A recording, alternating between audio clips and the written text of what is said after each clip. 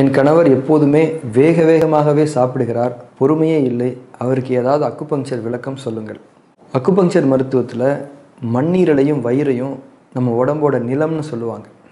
இயற்கையை கவனித்தோம்னா காய்கள், கனிகள், தானியங்கள்னு எல்லாமே நிலத்திலிருந்து தான் வெளிப்படுது. அதாவது விளைச்சல்கள் நிலத்திலிருந்து தான்.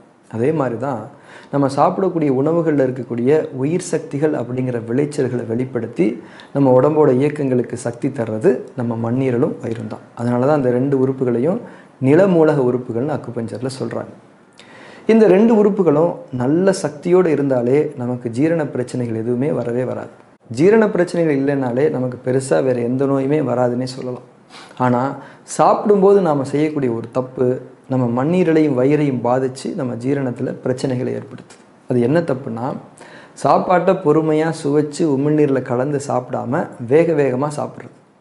ஒரு உணவை நம்ம சாப்பிடும்போது அதோட சுவையை நம்ம நாக்கில் நல்லா சுவைச்சு உமிழ்நீரில் கலக்கும்போது அந்த உணவில் இருக்கக்கூடிய சக்திகள் நம்ம உறுப்புகளுக்கு உடனடியாக கிடைக்கும். அந்த சக்தியை நாம் சுவை சக்தின்னு சொல்லுவோம். அந்த சுவை சக்தியை வச்சு தான் நம்ம ஜீரண உறுப்புகள், முக்கியமாக மண்ணீரலும் வயிறும் அவங்களுடைய ஜீரண வேலையை செய்கிறதுக்கு தயாராகிறாங்க. இப்போ நாம் ஒரு பிஸ்னஸ் தொடங்க போகிறோம், நம்மக்கிட்ட காசு இல்லை, பிஸ்னஸ் பண்ணால் தான் பணம் வரும், பணம் இல்லாமல் பிஸ்னஸ் தொடங்க முடியாது. அப்போ நமக்கு ஒருத்தர் பணம் கொடுத்து உதவி செய்கிறாருன்னா அது எவ்வளோ நல்லாயிருக்கும். அதே மாதிரி தான் சுவைகள் மூலமாக நமக்கு கிடைக்கிற அந்த சக்தி. அதாவது நம்ம சாப்பாட்டை முழுங்கவே இல்லை, அது வாயிலேயே தான் இருக்குது, அது உள்ளே போய் ஜீரணமானால் தான் அதுலேருந்து சக்தி கிடைக்கும்.